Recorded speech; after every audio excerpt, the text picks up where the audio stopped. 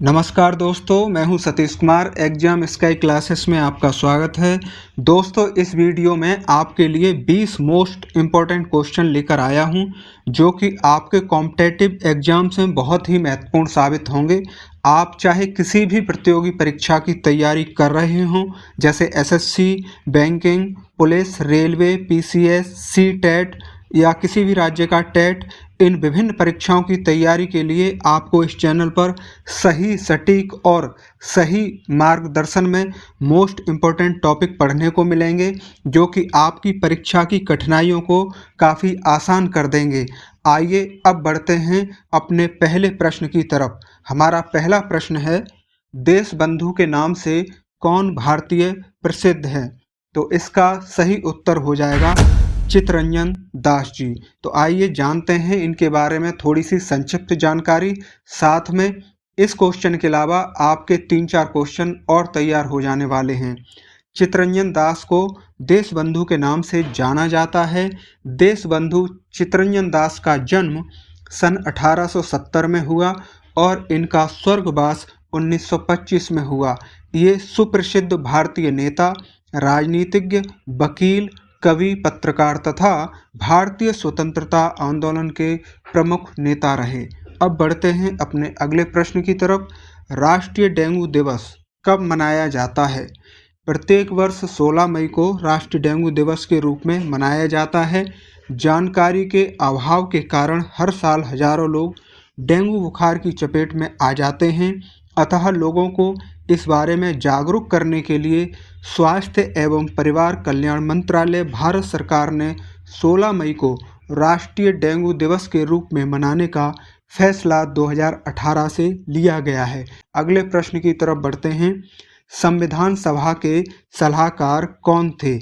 तो इसका सही आंसर हो जाएगा बी.एन. राव। संविधान सभा के सलाहकार बी.एन. राव थे। इनका पूरा नाम बेनेगल नरसिम्हा राव था। ये भारतीय प्रशासनिक सेवा में अधिकारी और अंतर्राष्ट्रीय न्यायालय के न्यायाधीश रहे। आगे बढ़ते हैं अगले प्रश्न की तरफ। विक्रमशिला विश्वविद्यालय किसने बनवाया? विक्रमशिला विश्वविद्यालय बनवाया था धर्मपाल ने। तो आप अपना जो ये आंसर है इसे कर लीजिए, धर्मपाल जी ने। आइए जानते हैं इनके बारे में कुछ जानकारी। विक्रमशिला विश्वविद्यालय बिहार राज्य के भागलपुर जिले में स्थित है। इस विश्वविद्यालय की स्थापना पाल वंश के राजा धर्मपाल ने 775 से 800 ईस्वी में कराई थी। अगला प्रश्न है हमारा, संविधान सभा के स्थायी अध्यक्ष कौन थे?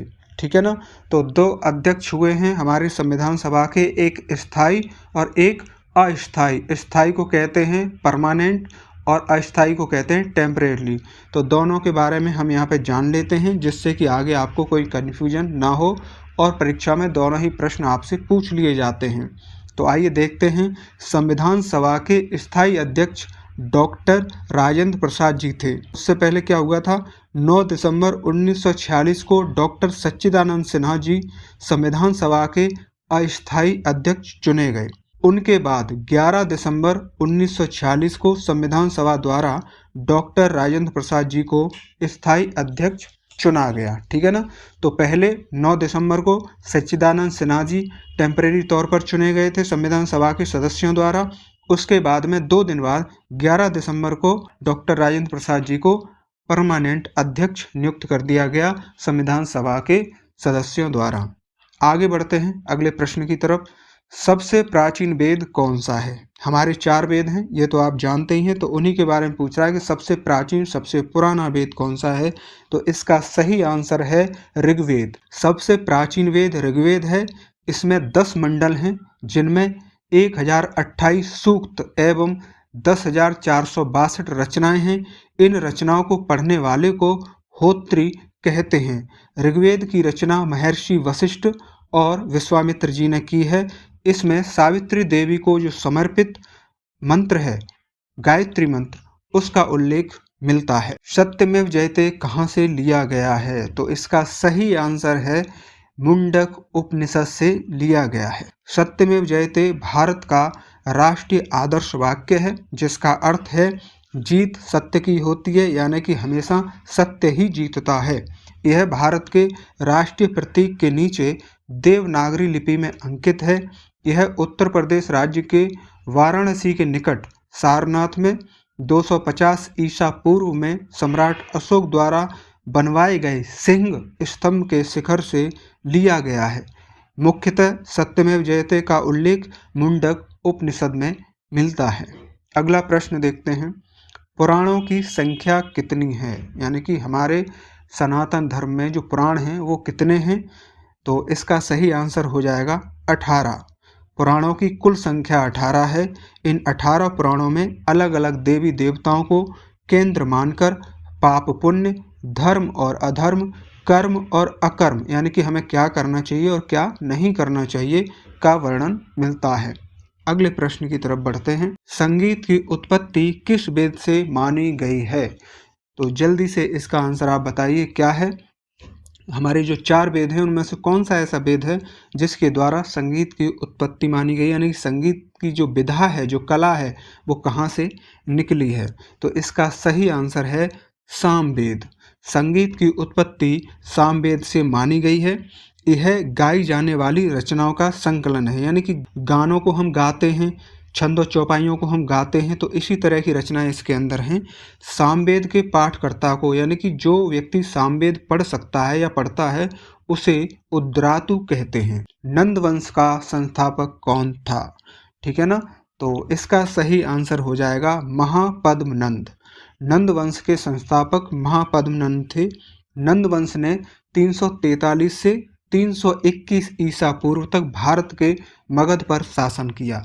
जो उस समय राज्य हुआ करते थे उन सभी राज्यों में मगध जो था वो सबसे ज़्यादा शक्तिशाली हमारा राज्य था उस समय। लेकिन क्या हुआ, नंद वंश का अंतिम राजा धनानंद था, जिसे चंद्रगुप्त मौर्य ने गद्दी से हटाकर नंद वंश को समाप्त कर दिया और उसके बाद उन्होंने मौर्य वंश की स्थापना वहाँ पर की। 323 ईसा पूर्व सिकंदर की मृत्यु कहाँ हुई थी? तो इसका सही आंसर आप लगा लीजिए, बेबीलोन में। सिकंदर की मृत्यु बेबीलोन में हुई थी और सिकंदर का नाम था अलेक्जेंडर। और मकदूनिया एक जगह है, मैसेडोनिया भी उसे कहा जाता है, वहाँ का ये राजा था। तो आइए इसके बारे में थोड़ा सा जान लेते हैं। अलेक्जेंडर मकदूनिया यानी कि मैसेडोनिया यूनान का ग्रीक शासक था। शासक मतलब सम्राट या राजा, कुछ भी आप समझ सकते हैं। सिकंदर विश्व को जीतने का सपना लेकर मैसेडोनिया से निकला, परंतु भारत में घुसने से पहले झेलम नदी के किनारे पर सेना सहित रुका रहा। वह कभी भारत में प्रवेश ही नहीं कर पाया। आचार्य चाणक्य की कुशल रणनीति और चंद्रगुप्त की साहसी पराक्रम के साथ राजा पुरु, जिन्हें पोरस के नाम से भी जाना जाता है, उनकी सेना के सहयोग के सामने सिकंदर की सारी शक्ति विफल हो गई और उसे वापस जाना पड़ा। बीमारी से ग्रस्त होने के कारण मैसेडोनिया पहुंचने से पहले ही बेबीलोन में उसकी मृत्यु हो गई। गौतम बुद्ध ने किस स्थान पर महापरिनिर्वाण प्राप्त किया? बच्चों, इस प्रश्न को आप मोस्ट इम्पोर्टेंट में कर लीजिए। ये प्रश्न बहुत बार परीक्षाओं में पूछा गया है और आगे भी पूछा जाएगा, और बच्चे हमेशा इसका आंसर गलत करे आते हैं। कुछ बच्चे इसे महापरिनिर्वाण को निर्माण समझ लेते हैं, जबकि निर्माण होता है अलग अर्थ, जिसे हम अभी बताएंगे, और निर्माण का अर्थ होता है मैन्युफैक्चरिंग, किसी चीज़ को बनाना। तो यहाँ पे निर्माण नहीं है, किसी चीज़ को बनाना नहीं है, यहाँ निर्वाण है। ठीक है ना, तो इसका सही आंसर आप देख लीजिए, यह है कुशनारा, देवरिया, उत्तर प्रदेश। जानते हैं थोड़ी सी जानकारी। गौतम बुद्ध की मृत्यु को बौद्ध ग्रंथों में महापरिनिर्वाण कहा गया है, जिसका अर्थ होता है मोक्ष को प्राप्त होना या मोक्ष को प्राप्त करना। 483 ईसा पूर्व 80 वर्ष की आयु में चुंद द्वारा दिए हुए भोजन को करने से कुशिनारा, जिसे कुशीनगर के नाम से भी जाना जाता है, देवरिया, उत्तर प्रदेश में मृत्यु हो गई थी।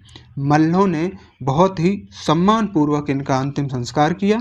एक अनुश्रुति के अनुसार इनकी अस्थियों को 8 भागों में बांटकर उन्हें अलग अलग स्थानों पर ले जाकर उन पर 8 स्तूपों का निर्माण किया गया। गौतम बुद्ध का जन्म कब हुआ? तो इसका सही आंसर है, आप देख लीजिए, जल्दी से आंसर आप बताएं। तो इसका सही आंसर होगा 563 ईसा पूर्व में हुआ। ठीक है ना, देखते हैं गौतम बुद्ध का जन्म 563 ईसा पूर्व में कपिलवस्तु के लुम्बिनी नामक स्थान पर हुआ। इनके पिता का नाम शुद्धोदन और माता का नाम महामाया था। तो यहाँ पर आपके 3-4 जो प्रश्न हैं उनके आंसर आपको मिल गए, क्योंकि जन्म कब हुआ ये भी, और कई बार ये पूछ लेता है कि जन्म कहाँ हुआ, तो कपिलवस्तु के लुम्बिनी नामक स्थान पर हुआ। दूसरा, आपको इनके पिता का नाम पता चल गया और माता का नाम भी पता चल गया। तो ये सारे ही प्रश्न परीक्षाओं में पूछ लिए जाते हैं। तो यहाँ पर आप पढ़ तो एक प्रश्न रहे हैं और उसका एक ऑप्शन सही है, लेकिन उसके साथ साथ आपके 4-5 क्वेश्चन आंसर अपने आप ही तैयार होते जा रहे हैं। और इस तरीके से आपको चीज़ें नहीं मिलेंगी, और आगे भी आपको ऐसे ही महत्वपूर्ण प्रश्न मिलते रहें, लगातार मिलते रहें, आपकी परीक्षाओं को सरल बनाने के लिए, आपके काम में आते रहें। इसके लिए आप चैनल को सब्सक्राइब कर लीजिए। आइए देखते हैं अपना अगला प्रश्न। गौतम बुद्ध ने अपने उपदेश किस भाषा में दिए? ये भी मोस्ट इम्पॉर्टेंट प्रश्न है, तो आप इसका आंसर लगा लीजिए। गौतम बुद्ध ने अपने जो उपदेश थे वो पाली भाषा में दिए, ठीक है ना। तो पाली कर लीजिए इसको। गौतम बुद्ध ने अपने उपदेश जनसाधारण की भाषा पाली में दिए। जनसाधारण का मतलब है जो ऐसी भाषा थी उस समय की जो आम लोगों को भी और ख़ास लोगों को भी, यानी कि पढ़े लिखे लोग हों या बिना पढ़े लिखे लोग हों, ग्रामीण हों या शहरी हों, नागरिक हों, सभी को आसानी से समझ में आ सके, उसे कहते हैं जनसाधारण की भाषा। तो पाली भाषा उस समय ऐसी भाषा थी जिसे अधिकतर लोग आसानी से समझ सकते थे। तो उसी भाषा में गौतम बुद्ध जी ने अपने उपदेश लोगों को दिए थे। आगे देखते हैं, जैन धर्म के संस्थापक कौन थे? ये भी बहुत महत्वपूर्ण प्रश्न है और कई बार परीक्षाओं में आया है और बच्चे अक्सर गलत करे आते हैं। तो इसका सही आंसर है, आप कर लीजिए, ऋषभदेव, ठीक है ना। तो ऋषभदेव जैन धर्म के संस्थापक और पहले तीर्थंकर थे। लेकिन क्या होता है, ऑप्शन में ऋषभदेव और पार्श्वनाथ, महावीर स्वामी, ये सारे ऑप्शन मिलते हैं, तो कुछ बच्चे महावीर स्वामी जी को कर देते हैं। तो ऐसा नहीं है, सबसे पहले थे ऋषभदेव और 23वें नंबर के थे पार्श्वनाथ और 24वें और अंतिम थे महावीर स्वामी। जैन धर्म में कितने तीर्थंकर हुए? तो इसका सही आंसर है 24। जैन धर्म में 24 तीर्थंकर हुए, जिनमें सबसे पहले ऋषभदेव थे जो कि अभी बताया पिछले प्रश्न में, और 23वें जो थे वो थे पार्श्वनाथ, और 24वें और आखिरी थे महावीर स्वामी। उसके बाद इनके अनुयायी हुए थे श्वेतांबर और दिगंबर। गौतम बुद्ध के सारथी का क्या नाम था? बहुत अच्छा प्रश्न है और ये पता भी होना चाहिए। तो इसका सही आंसर है चन्ना। तो गौतम बुद्ध जो थे उनका जो सारथी था, जो उनके रथ को चलाता था, उसका नाम था चन्ना।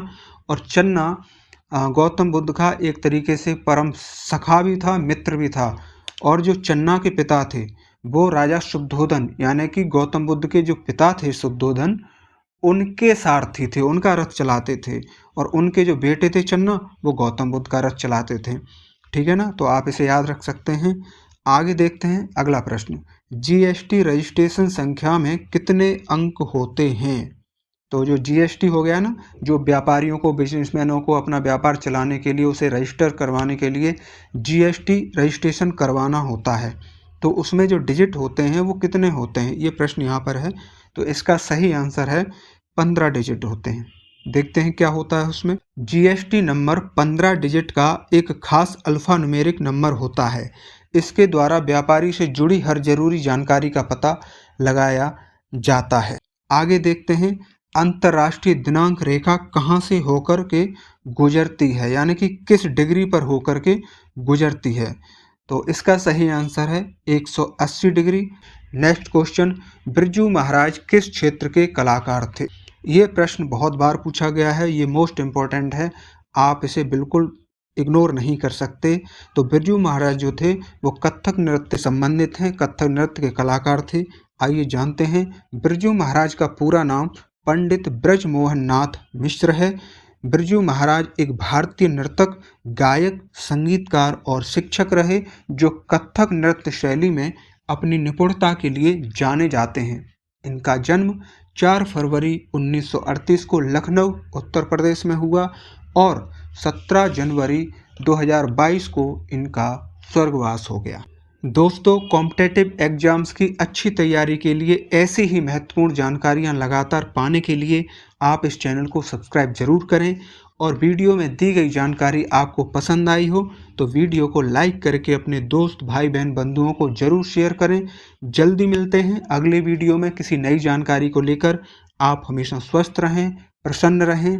जय हिंद।